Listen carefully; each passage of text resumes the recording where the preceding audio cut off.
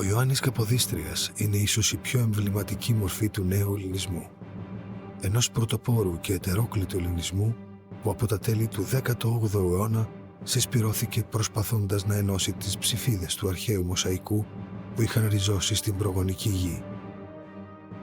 Ενός ελληνισμού που απέκτησε σταδιακά μια ενιαία συνείδηση και αγωνίστηκε να αποτινάξει κάθε είδους δεσμά. Ο Ιωάννης Καποδίστριας υπήρξε ο φυσικός ηγέτης του ευγενέστερου τμήματος αυτού του δυναμικού ελληνισμού, προσανατολισμένου αταλάντευτα στην ευρωπαϊκή του προοπτική.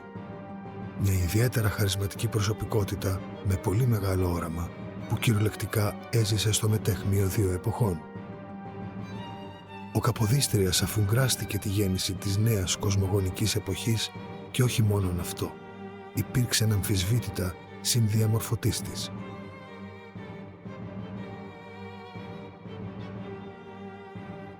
Και ενώ διάλεξε να εγκαταλείψει την ασφάλεια στην οποία ζούσε, θέτοντας όλες τις δυνάμεις του και τις εξαιρετικές ικανότητές του υπέρ της δημιουργίας του ελληνικού κράτους, έπεσε θύμα ακριβώς αυτής της συγκλονιστικής γένας και των ιστορικών της συγκρούσεων.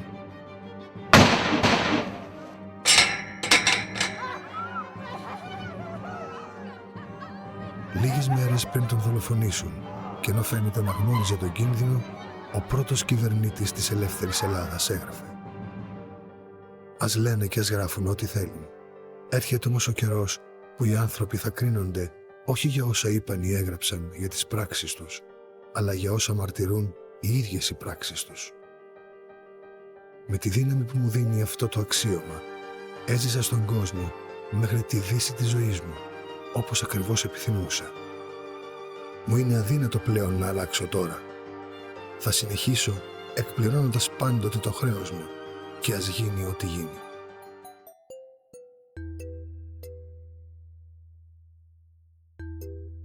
Η Βυζαντινή Αυτοκρατορία από τα μέσα του 11ου αιώνα βρίσκεται σε σταδιακή πολιτική και στρατιωτική παρακμή.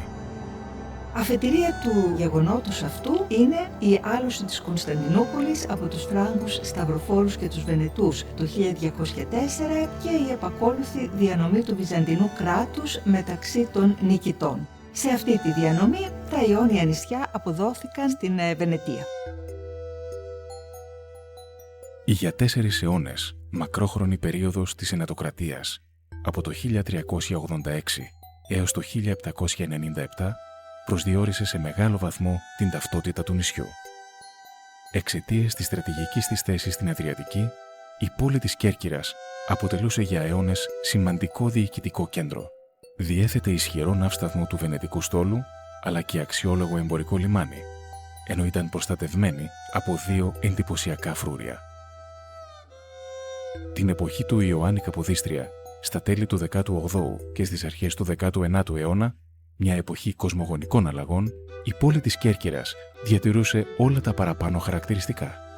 Ήδη από τον 16ο αιώνα είχε συγκροτηθεί μια κλειστή ομάδα αστικών οικογενειών, των λεγόμενων Ευγενών, που με την έγκριση των Βενετικών αρχών αποφάσιζε για βασικά ζητήματα της πόλης και της υπαίθρου. Παρενέβαινε σε όλους τους τομείς του δημοσίου βίου, έθετε κοινούς στόχους, εμπνεόταν από κοινά ιδανικά και είχε αποκτήσει ισχυρό κοινωνικό γόητρο και πολιτική συγκρότηση. Έχουν το δικαίωμα του εκλέγειν και εκλέγεστε αποκλειστικά και μόνο αυτοί από ολόκληρο τον πληθυσμό και επίσης το σημαντικό προνόμιο να μπορούν να αποστέλουν οι ίδιοι πρεσβείες στη Βενετία προβάλλοντας τα αιτήματα των νησιών αλλά και της δικής τους τάξης. Σε αυτή την ελληνική γωνιά του δυτικοευρωπαϊκού κόσμου γεννήθηκε και ανδρώθηκε ο Ιωάννης Καποδίστριας. Γι' αυτό ο Καποδίστριας δεν ήταν ο αερόλιθος της Μέκκας που έπεσε από τον ουρανό. Ήταν δημιούργημα διεργασιών που αρχίζουν από τα μέσα του 15ου αιώνα και έφτασαν στο αποκορύφωμά της το 18ο και τον 19ο αιώνα. Αυτής της κοινωνίας ήταν δημιούργημα ο Καποδίστριας.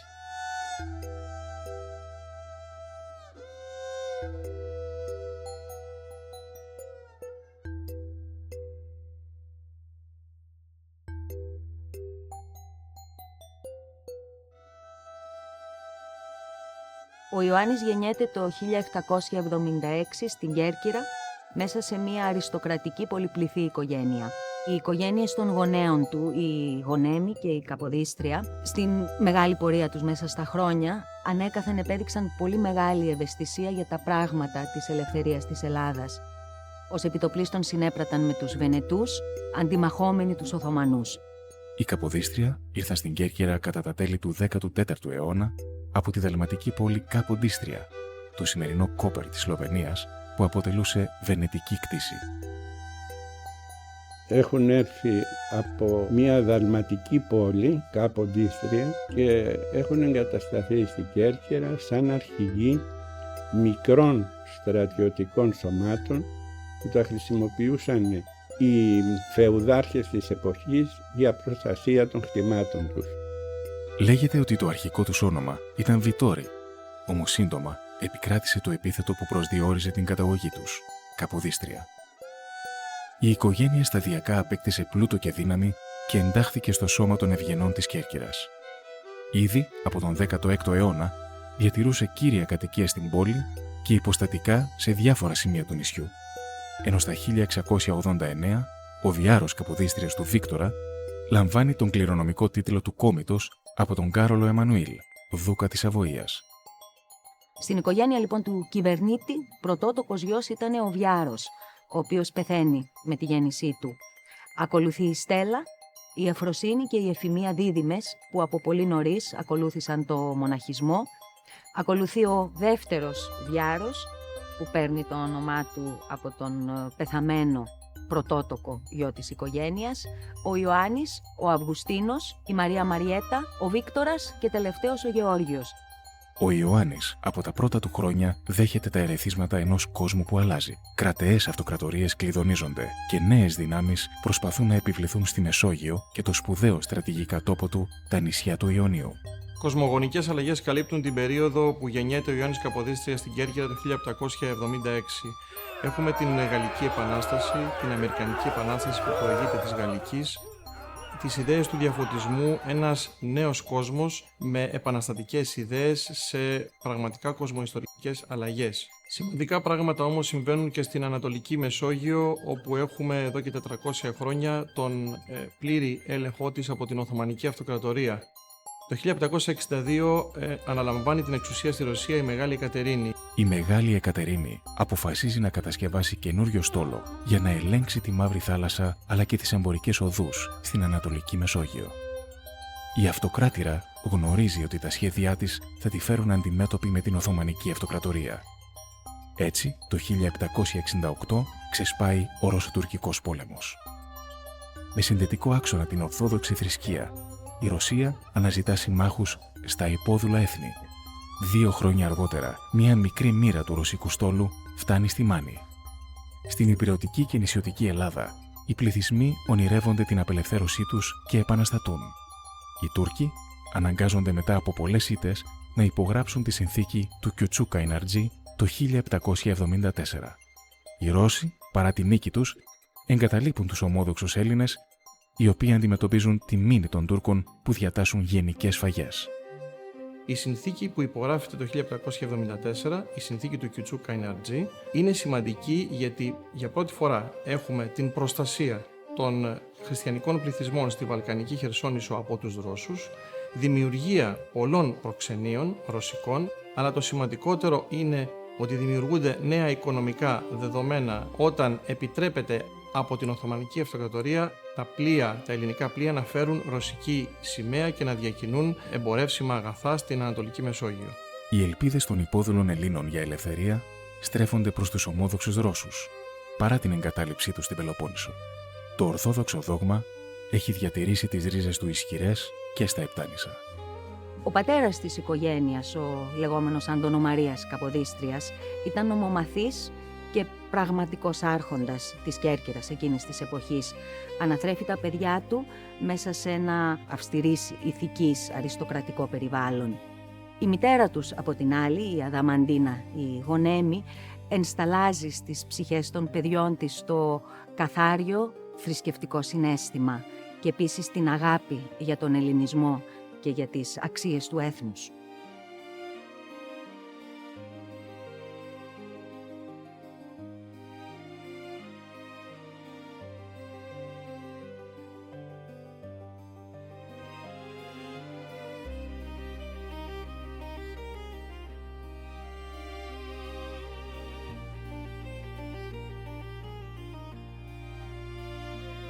Ο μικρός Ιωάννης διδάσκεται τα πρώτα του γράμματα σε κατοίκον μαθήματα, προφανώς από αξιολογότατους δασκάλους. Συχνάζει επίσης στην Μονή της Πλατητέρας, πλάι στον ηγούμενο Σιμεών.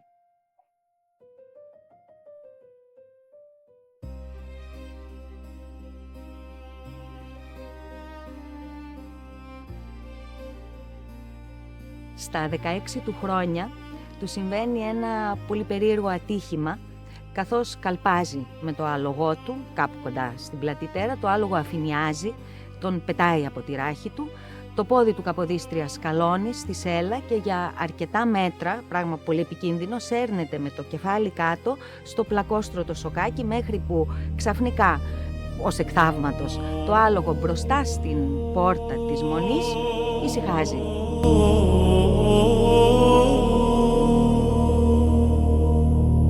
Το θαύμα αυτό αποδόθηκε στην Παναγία Πλατητέρα και έκτοτε οι σχέσεις, οι δεσμοί του κυβερνήτη με την Μονή κρατήθηκαν πάντα πολύ ισχυρές.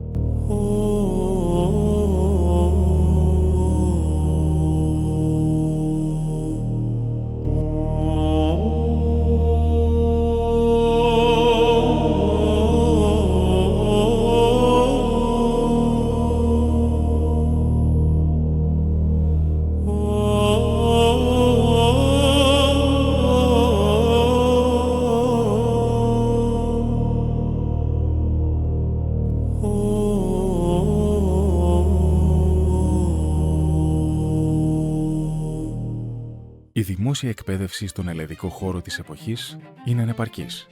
Οι υπήκοοι των βενετοκρατούμενων όμως περιοχών έχουν τη δυνατότητα να σπουδάσουν στα ευρωπαϊκά πανεπιστήμια. Πολλοί νέοι διαλέγουν το διάσημο Πανεπιστήμιο της Πάδοβας, που ανήκει στην επικράτεια της Βενετίας.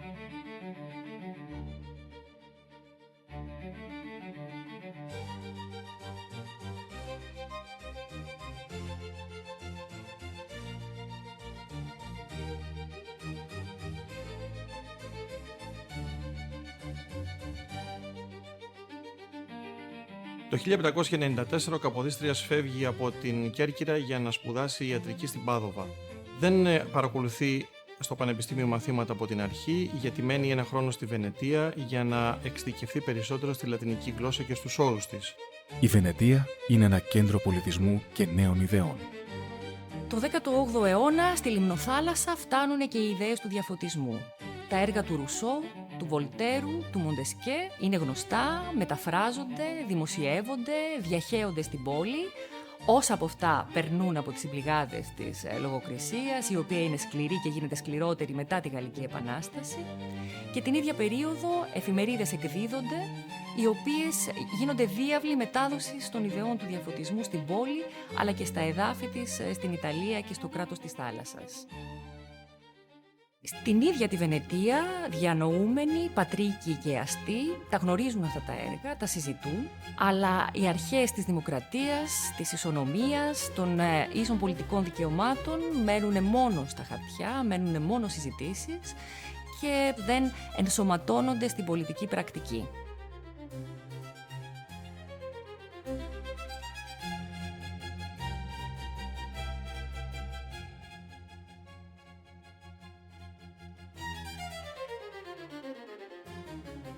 Ο νεαρός Καποδίστριας μένει για έναν και πλέον χρόνο στη Βενετία. Συχνάζει στο μεγαλόπρεπο παλάτι και φιλολογικό σαλόνι της εποχής τη συμπατριώτησάς του Ισαβέλας Θεοτόκη Αλμπρίτζη.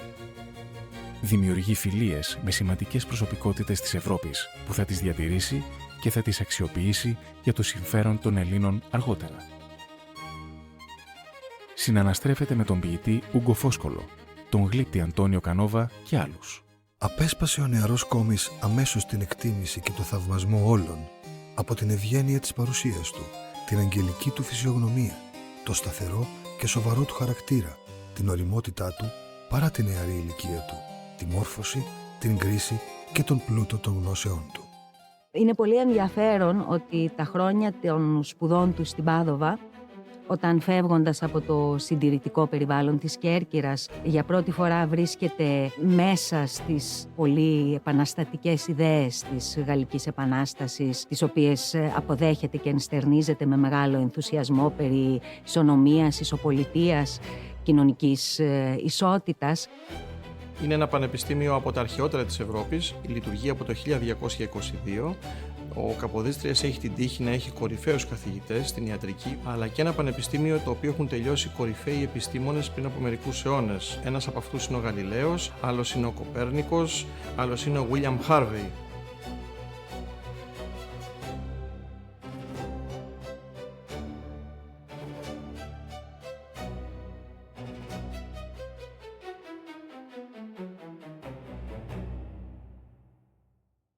Ο νεαρός Ιωάννης ανακηρύσσεται διδάκτορ της ιατρικής, ενώ παράλληλα έχει παρακολουθήσει μαθήματα νομικής και φιλοσοφίας. Και λίγους μήνες αργότερα επιστρέφει στην πατρίδα του, την Κέρκυρα. Εκείνη ακριβώς την περίοδο, ο Ναπολέον Βοναπάρτης εισβάλλει και καταλαμβάνει τη δημοκρατία της Βενετίας. Παράλληλα, οι στρατιωτικές του δυνάμεις αποβιβάζονται στα νησιά του Ιωνίου, με εντολή να καταλύσουν το παλαιό καθεστώς και να μεταλαμβαδεύσουν τις ιδέες της Γαλλικής Επανάστασης. Απότερος σκοπός βέβαια του Ναπολέοντα είναι να ισχυροποιήσει γεωπολιτικά τη θέση του στην Ανατολική Μεσόγειο. Είναι η εποχή μετά την Επανάσταση που ο Βοναπάρτης, όχι αυτοκράτορα ακόμα, είναι όμως πανίσχυρος στρατιωτικά, έχει στρατηγική σκέψη. Η σκέψη του πηγαίνει προς την Ανατολή, προς την Οθωμανική Αυτοκρατορία, άρα η Αδριατική έχει μια ιδιαίτερη σημασία και τα Επτάνησα στην είσοδο της Αδριατικής αποτελούν ένα γεωστρατηγικό σημείο μεγάλου ενδιαφέροντος για τον Ναπολέοντα. Οι Γάλλοι επαναστάτες, με τη συμμαχία Μερίδας και Κυριαίων Αστών, επιδίωξαν τη ριζική αλλαγή των κοινωνικών δομών.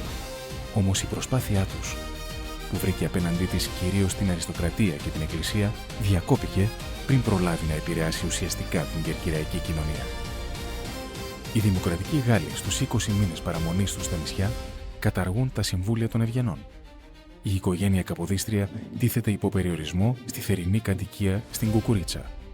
Οι κάτοικοι των νησιών του Ιωνίου, επηρεασμένοι από την Γαλλική Επανάσταση, αντιμετωπίζουν τους κατακτητές ως τη νέα προστάτηδα δύναμη απέναντι στους Οθωμανούς και είναι δημόσια το Λίμπρο ντ'Όρο. Τραγουδούν τη Μασαλιώτιδα και με ελληνικούς στίχους την Καρμανιόλα. Όλος ο κόσμος αποδέχτηκε τις επαγγελίες της Γαλλικής Επανάστασης, του διαφωτισμού. Βλέπουμε πορτρέτα της εποχής, ανθρώπους οι οποίοι στο ένα πορτρέτο είναι ντυμένοι με αστική βενετική φορεσιά και στο νεότερο πορτρέτο με στολή διευθυντηρίου.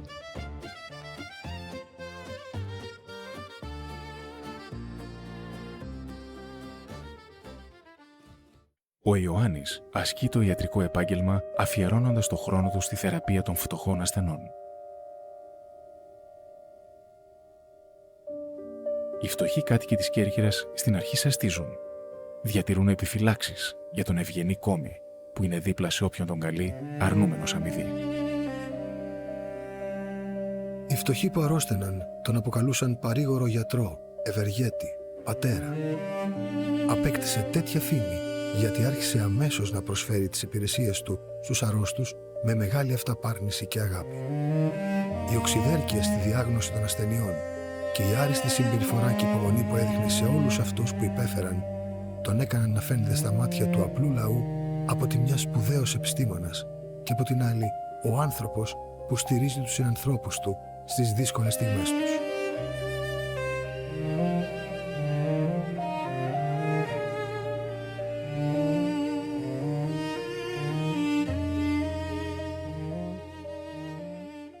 Η παρουσία των Γάλλων στα νησιά του Ιωνίου θορυβεί τις μεγάλες δυνάμεις στην Ευρώπη που συμμαχούν εναντίον τους. Η γεωπολιτική θέση των νησιών είναι στρατηγική και τα συμφέροντα στην περιοχή μεγάλα. Αν και εχθροί επί δεκαετίες, οι Ρώσοι και οι Τούρκοι συμμαχούν για πρώτη φορά. Ο ναύαρχος Θεόδωρος Ουσακόφ βρίσκεται στη Μεσόγειο επικεφαλής ρωσικής μοίρας ακριβώς την εποχή που η Ρωσία με την Τουρκία συνήψαν συμφωνία για την κατάληψη των νησιών με σιωπηρή αποδοχή της Μεγάλης Βρετανίας. Το 1798, ρωσοτουρκικός στόλος υπό την αρχηγία του Ναβάρχου Ουσακόφ κατέπλευσε στα νησιά του Ιωνίου, αφού προηγουμένως με εγκύκλειό του ο Πατριάρχης Κωνσταντινούπολεως, στο όνομα της θρησκείας, της πατρίδας και της αληθινής ελευθερίας, είχε προτρέψει τους Έλληνες να πάρουν τα όπλα και να απελευθερωθούν από τους Γάλλους. Οι κάτοικοι των Ιωνίων νήσων, οι ανδρείοι κάτοικοι του Σουλίου, της Πάργας, της Πρέβεζας, της Βόνιτσας και του Βουθρωτού, ανταποκρίθηκαν με θάρρος στην πρόσκληση αυτή και μετά από λίγο οι Γάλλοι αναγκάστηκαν να εκενώσουν όλες τις οχυρές θέσεις και να παραδώσουν με συνθήκη τα φρούρια της Αγίας Μαύρας και της Κέρκυρας. Παρά τη σιωπηρή συμφωνία των Άγγλων με τους Ρώσους και τους Οθωμανούς, ο Ναύαρχος Νέλσον ζητά με προκήρυξή του προς τους κατοίκους των Ιωνίων νήσων ως προστάτηδα δύναμη τη Μεγάλη Βρετανία. Γεγονός που ενοχλεί το Ρώσο Ναύαρχο Ουσακόφ, ο οποίος δίνει τη δική του σκληρή απάντηση. Ο Ουσακόφ ένα μήνα μετά έστειλε μια πολύ σκληρή προειδοποίηση προς τους Επτανησίους με αντίστοιχη προκήρυξη, όπου τους προειδοποιεί ότι πρέπει να ζητήσουν προστασία και επικυριαρχία από τον αυτοκράτορα της Ρωσίας και της Οθωμανικής Αυτοκρατορίας. Τελικώς υπερίσχυσε βέβαια ο Ουσακόφ, αλλά αυτό μας δείχνει και κάποιες από τα παρασκήνια του πώς γίνονταν οι στρατηγικές κινήσεις στην εποχή εκείνη. Χωρίς τις επικοινωνίες τις σημερινές, οι ναύαρχοι επικεφαλής στόλων ως ένα σημείο κάναν και τη δική τους προσωπική πολιτική, που πολλές φορές δεν είχε επιτυχία. Ο Ιωάννης Καποδίστριας, που είχε ήδη ξεκινήσει να εξασκεί το ιατρικό του λειτουργήμα, διορίστηκε αρχίατρος διευθυντής του Στρατιωτικού Νοσοκομείου της Κέρκυρας τον Απρίλιο του 1799. Αυτή είναι η περίοδος κατά την οποία ουσιαστικά εγκαταλείπει και το ιατρικό επάγγελμα και θεωρεί ότι θα μπορούσε παράλληλα με αυτό να αφιερωθεί στην πολιτική για να μπορέσει να προσφέρει στον τόπο του. Είναι το πρώτο βασικό πολιτικό αξίωμα που έχει σχέση με το ιατρικό του επάγγελμα. Το Μάρτιο του 1800 ιδρύθηκε, υπό τον έλεγχο κυρίως των Ρώσων, η Επτάνησος Πολιτεία, το πρώτο αυτόνομο κράτος του νέου ελληνισμού. Ο Ναύαρχος Ουσακόφ, εξουσιοδοτημένος από τις συμμαχικές δυνάμεις Ρωσίας, Αγγλίας και Πύλης, αναγνώρισε προσωρινή κυβέρνηση στα νησιά που αποτελείται από πρόκριτους. Τους κάλεσε να αποστείλουν στην Κωνσταντινούπολη αντιπροσώπους για να συμμετάσχουν στις διαπραγματεύσεις που θα ρύθμιζαν τις τύχες της πατρίδας τους. Με τη συνθήκη της Κωνσταντινούπολης 21 Μαρτίου του 1800 μεταξύ Ρωσίας και Οθωμανικής Αυτοκρατορίας, τα 7 νησιά του Ιωνίου αναγνωρίστηκαν ως αυτόνομο και ελεύθερο κράτος υπό την επικυριαρχία της Πύλης. Είναι η Δημοκρατία των 7 Ηνωμένων Νήσων, η Επτάνησος Πολιτεία. Ο κόμις Αντωνομαρίας Καποδίστριας, πατέρας του Ιωάννη Καποδίστρια, συμμετέχει ενεργά στις διαπραγματεύσεις επί πολλούς μήνες στην Κωνσταντινούπολη. Τη διακυβέρνηση ανέλαβαν οι πρόκριτοι και το πρώτο σύνταγμα ονομάστηκε Βυζαντινών. Η εφαρμογή του όμως προκάλεσε αναταραχή στα νησιά, γιατί ο έλεγχος της εξουσίας περνάει απευθείας ξανά στους πρόκριτους και ευγενείς. Μια νέα σελίδα ανοίγει στη μεταβυζαντινή ιστορία του τόπου. Θα φέρει σφραγίδες αυτόνομης πολιτείας και τις υπογραφές της οικογένειας Καποδίστρια. Το 1801 ο κόμις Αντωνομαρίας Καποδίστριας και ο Νικόλαος Σιγούρος ορίζονται εντολοδόχοι της Πύλης για να εφαρμόσουν το νέο σύνταγμα στα νησιά του Ιωνίου που αντιδρούν για την επιστροφή των ευγενών στην εξουσία. Τότε ο κόμις Αντωνομαρίας Καποδίστριας όρισε, όπως είχε δικαίωμα από τον νόμο, ως αντικαταστάτη του τον γιο του Ιωάννη. Με αυτόν τον τρόπο ξεκίνησε η πολιτική σταδιοδρομία του Ιωάννη Καποδίστρια. Το 1801 μετέβη στην Κεφαλονιά για να καταστήλει μια τοπική εξέγερση και να εφαρμόσει το πρώτο σύνταγμα του νεοσύστατου κράτους.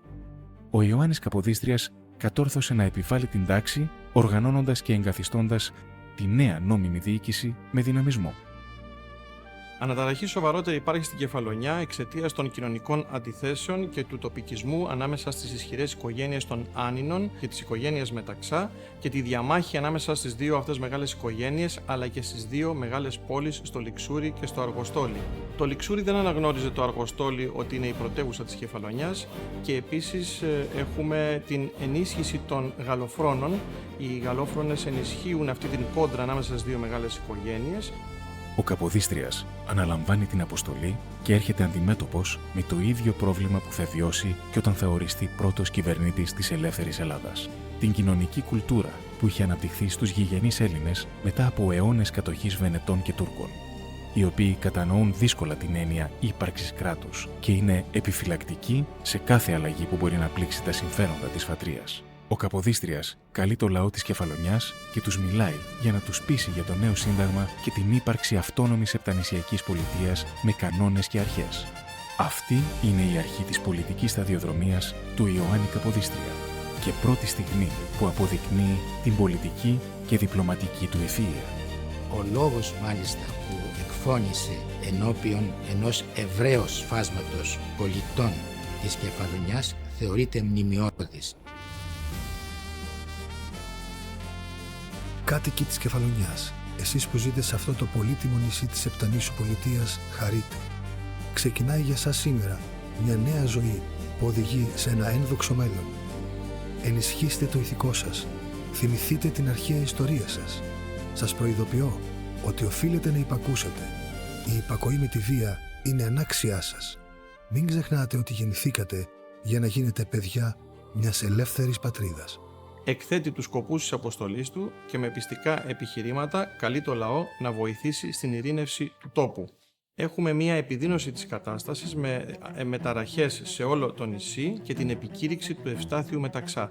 Τότε παίρνει μία τολμηρή απόφαση να πάει να συναντήσει στο κρυσφύγετό του, παρόλο ότι οι συνεργάτες του τον καλούν να μην το κάνει, και γνωρίζοντας το κρυσφύγετο του Ευστάθιου Μεταξά τον συναντά μες στη νύχτα για να τον πείσει να συνεργαστεί και να σταματήσουν οι ταραχές στην Κεφαλονιά. Οι συγκρούσεις όμως στην Κεφαλονιά συνεχίζονται με λαιλασίες σπιτιών και δολοφονίες. Συλλαμβάνονται 2 στασιαστές, ένοχοι εγκληματικών ενεργειών, καταδικάζονται και εκτελούνται. Οι ταραχές θα σταματήσουν μετά τη δεύτερη αποστολή του στην Κεφαλονιά, όταν καλεί τους κατοίκους, αλλά υπό τον φόβο των ρωσικών όπλων πλέον, να ηρεμήσουν και να ομονοήσουν. Αμέσως μετά την πρώτη του δύσκολη αποστολή στην Κεφαλονιά, ο μόλις 26χρονος Ιωάννης Καποδίστριας επιστρέφει στην Κέρκυρα, όπου συμβάλλει στην ίδρυση του πρώτου Εθνικού Ιατρικού Συλλόγου το 1802, αλλά και της Φιλολογικής Εταιρείας των Φίλων.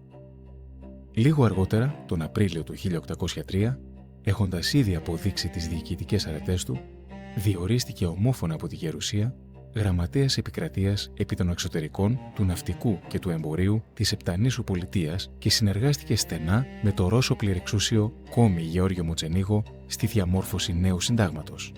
Γίνεται γραμματέας επικρατείας με ειδικά καθήκοντα τις διεθνείς σχέσεις της Επτανήσου Πολιτείας, αλλά και επίσης με την βοήθειά του μέσα σε 6 μήνες έχουμε ένα νέο σύνταγμα το οποίο είναι αρκετά φιλελεύθερο για την εποχή του.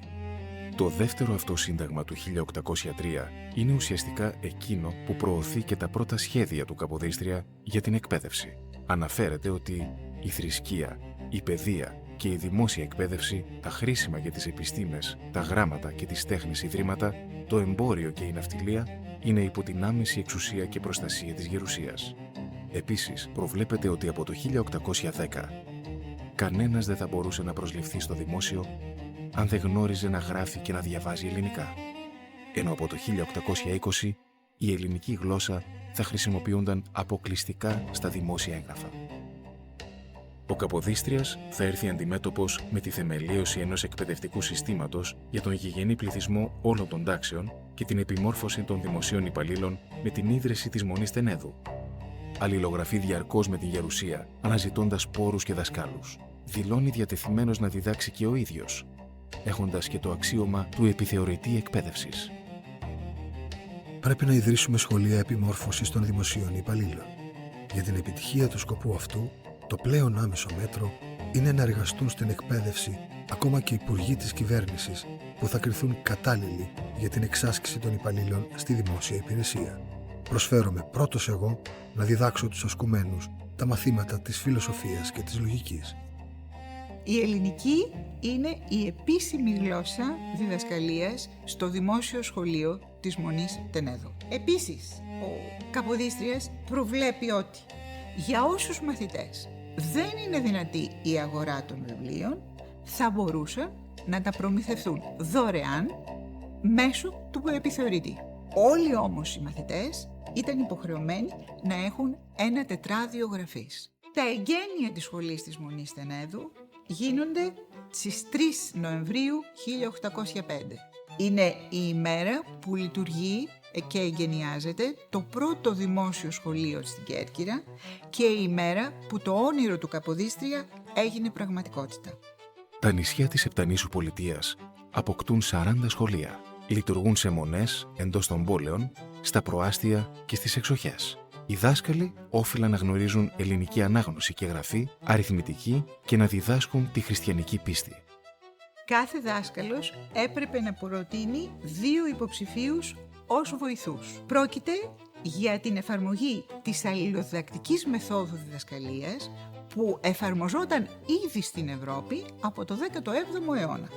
Οι γονείς όφυλαν να υποχρεώσουν τα παιδιά τους να παρακολουθούν τα μαθήματα στα σχολεία, την ανωτέρα εποπτεία των οποίων είχε ένας γερουσιαστής στην Κέρκυρα και οι πριτάνης στα άλλα νησιά. Οι κάτοικοι των Επτανήσων, που είχαν για πρώτη φορά την ευκαιρία να στείλουν τα παιδιά τους στα νεοειδρυθέντα σχολεία, αλλά και οι προϊστάμενοι των δημοσίων υπηρεσιών, που όφυλαν να στείλουν τους υπαλλήλους τους για επιμόρφωση, δεν εκτιμούν αμέσως την ύπαρξη των σχολείων και οι αίθουσες παρέμειναν άδειες. Ο Καποδίστριας στέλνει επιστολή προς τη Γερουσία αγανακτισμένος για τους γονείς οι οποίοι δεν στέλνουν τα παιδιά τους στο σχολείο και για τους προϊσταμένους οι οποίοι δεν επιτρέπουν στους υπαλλήλους να παρακολουθήσουν τα μαθήματα. Η Γερουσία παίρνει θέση με αυστηρό θέσπισμα και απειλεί μάλιστα τους προϊσταμένους υποχρεώνοντας τους μαθητές να παρακολουθούν τα μαθήματα. Ο Καποδίστριας πιστεύει ότι ο σύγχρονος του ελληνισμός είναι η συνέχεια της αρχαιότητος και ότι πρέπει να αναδειχθούν οι αξίες του. Επίσης, η πρόοδος δεν μπορεί να υπάρχει εάν δεν υπάρχει ανάλογη παιδεία. Δυναμική η ανάμειξη του Καποδίστρια αλλάζει τα πάντα. Ασχολείται με τα θέματα της παιδείας, μετανθουσιασμού παραπλησίου τη μανία, όπως αναφέρει ο Μαυρογιάννης. Τροποποίησε όμως και τα κριτήρια εγγραφής στο Λίμπρο ντ'Όρο. Πλέον θα είχαν δικαίωμα όχι μόνο οι ευγενείς λόγω καταγωγής, αλλά και εκείνοι με συγκεκριμένα ετήσια εισοδήματα. Έτσι, ανέτρεψε μια παράδοση αιώνων, τμήμα της οποίας ήταν και η δική του οικογένεια. Η Επτάνησος πολιτεία, λόγω της στρατηγικής της θέσης, παραμένει μήλον της έριδος για τις ξένες δυνάμεις της εποχής. Την άνοιξη του 1807, ο Αλή Πασάς κινείται προς τη Λευκάδα σε συνεννόηση με τους Γάλλους, γνωρίζοντας επίσης τις προθέσεις της Ρωσίας να αποκτήσει βάση στην Ήπειρο.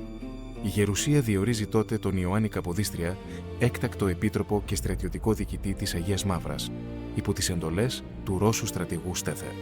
Ο ίδιος θεώρησε ότι ήταν μία από τις μεγαλύτερες ευθύνες που του είχαν ανατεθεί και είναι πραγματικά μνημειώδες το κείμενο εκείνο προς την Επτανησιακή Γερουσία όταν του ανατίθεται η ιδιότητα αυτή.